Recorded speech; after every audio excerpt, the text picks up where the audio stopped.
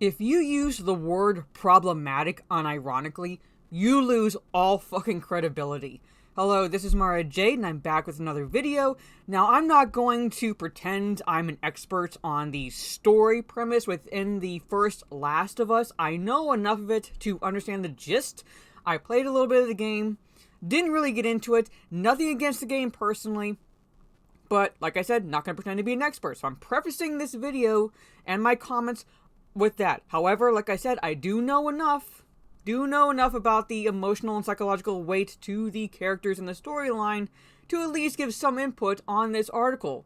Because, first off, the subtitle says, HBO's The Last of Us is committed to being faithful to the games. Well, that went out the fucking window with the character reveal posters, and you saw they race-swapped Joel's daughter because reasons.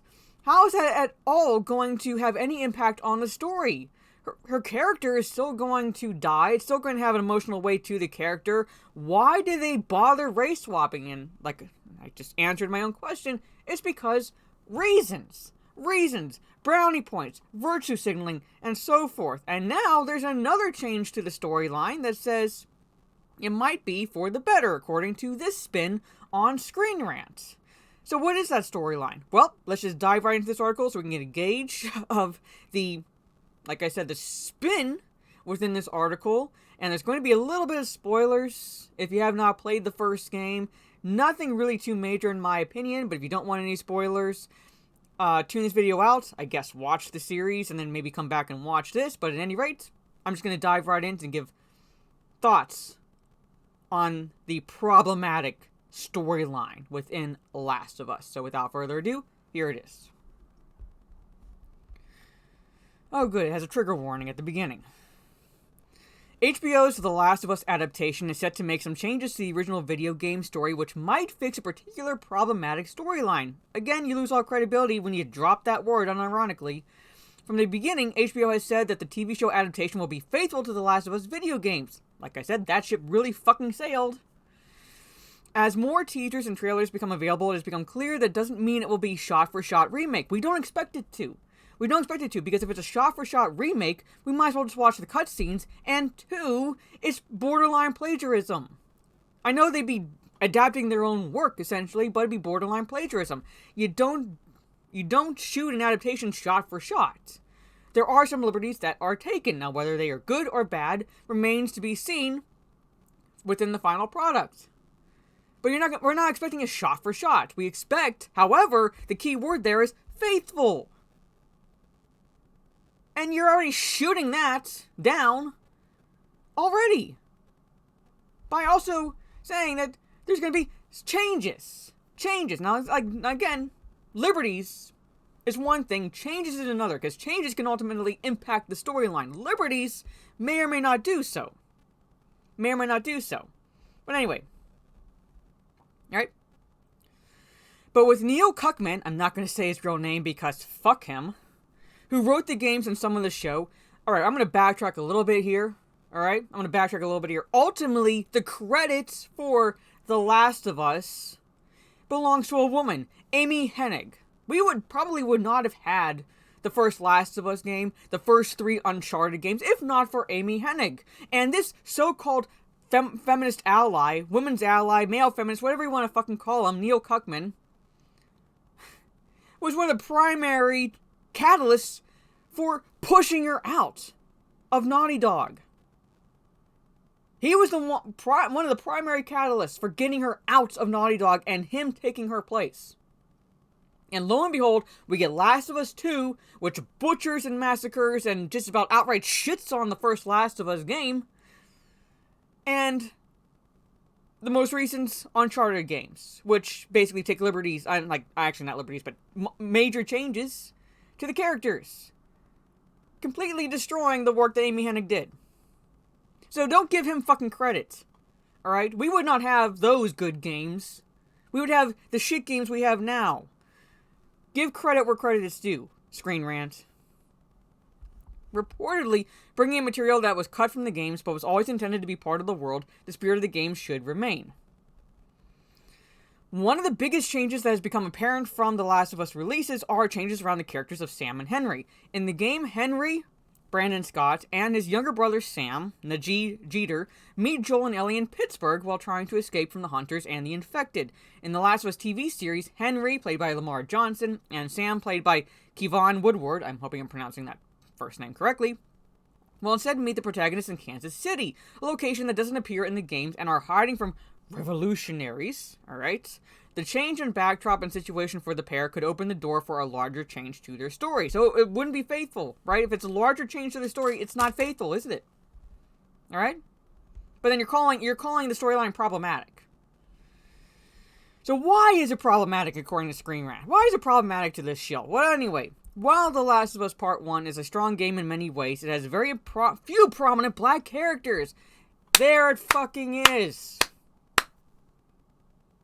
Quantity over quality to these people, all right? Doesn't matter the quality. No, as long as they have more than just a few. But anyway, let's just move on. Alongside Henry and Sam, the only other major black character is Marlene, played by Merle Dandridge in The Last of Us video game and series. None of these characters survive the video game. While many characters die throughout the story, it plays into problematic tropes for all of the major black characters to be killed off. It just doesn't fucking matter that maybe most of the characters that die in the video game are white. It doesn't fucking matter to this shill. All that matters is, hey, we have few prominent black characters, particularly in this game, and it's so problematic within this trope to be killed off.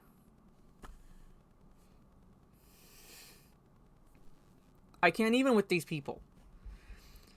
So how Henry and Sam's story can still pack a punch. Alright, so Henry and Sam play an important role in The Last of Us video game and so do their deaths. The pair function as an analog for Joel and Ellie, with the older and younger of each pair bonding on their journey and seeing similarities in each other. So basically mirroring Joel and Ellie. Alright? Mirroring. Okay, now if anybody knows anything about Joel and Ellie's relationship, alright, find out here. Right here, okay? When Sam is infected and has to be killed, and Henry, unable to face feeling like he failed his brother, takes his own life. Okay? The scene is meaningful and impactful and highlights Joel's fear of growing too close to Ellie and the fact that losing her might feel like a repeat of his daughter's death. There it fucking is. So they are prominent, and while their screen time essentially is minimal in terms of the hours put into the video game, the emotional impact, the psychological weight from their characters, particularly in relation to Joel's character, is monumental. But according to the Shield, it's problematic because they're killed off early. It's problematic because they're killed off early, even though, like I said, they mirror the relationship between Joel and Ellie. Right? They mirror the relationship. And because of what happens to them, it nearly builds a wall. I'm not to trigger people, but builds a wall, emotional wall between Joel and Ellie, because Joel doesn't want to get close to this little girl. He's still suffering from the death of particularly of his daughter. He's lost his family, pretty much. Right? He's still dealing with that. And now he has this little girl to take care of. He doesn't want to get close to her because if anything happens to her, it's pretty much a double whammy at that point. To him. Alright? So what they're saying is simply removing the tragic nature of Henry and Sam's story from the game would mean losing a lot of that thematic storytelling. However, the story might be able to be changed to be more positive while still packing an emotional punch. Okay, how is a death and suicide going to be spun into a positive? It says right here, with the relocation to Kansas, Joel and Ellie will have traveled further together before meeting the brothers and be further along in their bonding process compared to The Last of Us video game and story, which completely ruins that. Thematic storytelling, as you like to put it. Completely ruins it because of the fact, like I just laid out. Joel doesn't want to get close to this girl. He does not want to get close to her. He does not want to have that father-daughter bond with anyone else because of the death of his daughter. And when this happens to Henry and Sam, it nearly cements that mentality within Joel. It nearly cements that mentality. The emotional weight, psychological impact, as I stated earlier, and so forth, nearly causing a wedge between Joel and Ellie. All he sees her is basically, I have to deliver this girl, I have to get her from point A to point B, and that's all, pretty much. And now if you have them further along in the bonding process, well, what emotional impact is that their deaths, Henry and Sam's, going to really have on Joel and Ellie? And at the same time, how are you going to put a positive spin on death and suicide? Additionally, Kansas City looks set to be a large set piece, so it is likely the location will take more than a single episode. This can provide more time to explore the characters of Henry and Sam. With more room to explore the characters, it is possible that both would not need to die for Joel and Ellie's narrative, or that Henry's sacrifice could be more meaningful if he dies, helping them escape from the revolutionaries when it comes to HBO's Last of Us version of the tale. So it's not faithful to the games.